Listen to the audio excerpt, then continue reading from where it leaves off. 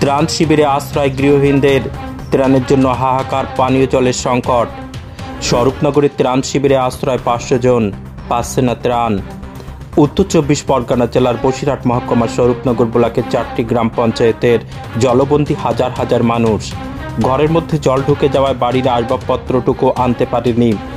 গবাদি পশু নিয়ে সোজা স্কুল বাড়িতে আশ্রয় নিয়েছে Charghat junior basic high school সহ বেশ কিছু স্কুলে প্রায় 500 জন গ্রামবাসী আশ্রয় নিয়েছে।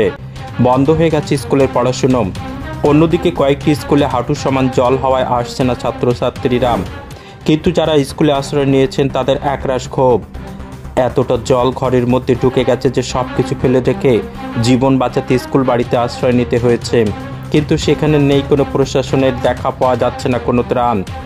একদিকে নিজেদের কর্মে যেতে পাচ্ছেন না, অন্যদিকে খাবারও পাওয়া যাচ্ছে না। কোনো রকমভাবে ছেলে মেয়েকে সঙ্গে নিয়ে 100টি পরিবার স্কুল বাড়িতে আশ্রয় নিয়েছে। তাদের অভিযোগ, আমাদের কেউ খোঁজ নেয়নি। আমরা কি খাচ্ছি, কিভাবে রয়েছি, আমাদের ছোট ছোট বাচ্চারা কি খাচ্ছে তার কোনো খোঁজ নিচ্ছে না। দ্রুত প্রশাসনের হস্তক্ষেপ চাইছি আমরা। পাশাপাশি চারঘাট অঞ্চল সভাপতির সঙ্গে আমরা ফোনে যোগাযোগ করলে তিনি বলেন মানুষ কোথাও আশ্রয় নেয়নি, মানুষ যার সেই বাড়িতেই রয়েছে। কিন্তু প্রশ্ন হচ্ছে তিনি কি আদৌ খবর রাখেন? এলাকার পরিস্থিতি এই রকম। আমরা জানানোর পরে বলেন আমি আজ সন্ধ্যাবেলা গিয়ে বিষয়টি দেখব এবং বিডিও সাহেবকেও জানাবো।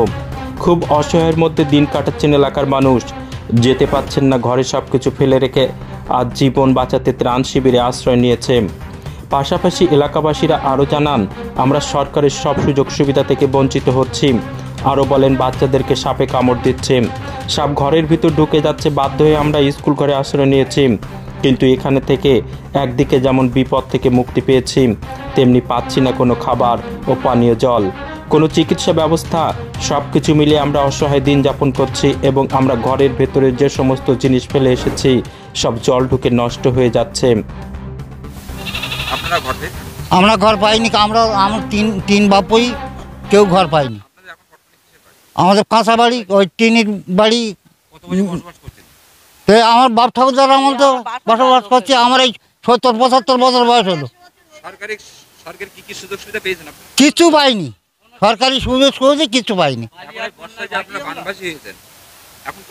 এই স্কুলে আসি, খাওয়া দাওয়া নিজেরা খাচ্ছি না। প্রশাসন শুধু ওই মেম্বারটাই আসছে, প্রধান এত চোখ দিয়েই দেখিনি।